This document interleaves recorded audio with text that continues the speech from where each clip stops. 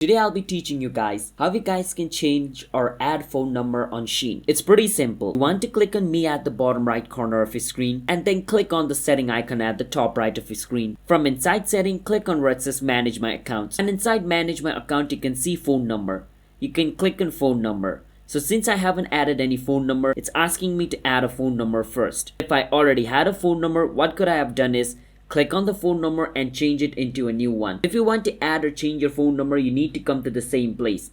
So don't get confused. So if I want to add my phone number, I can enter my new phone number over here, click on send. Once I click on send, a verification code will be sent to this number. Once the verification code is sent, I can check my SMS and see the code. Once I see the code, I can enter the code, click on submit. And if the code is correct, my phone number will be verified and my phone number will be added in the Shein account. So that is how you guys can change or add phone number on Shein. So if you guys found our video helpful, then hit the subscribe to our channel How to Guide. I'll see you guys in my next video for future Shein related content like this. I'll see you guys next time.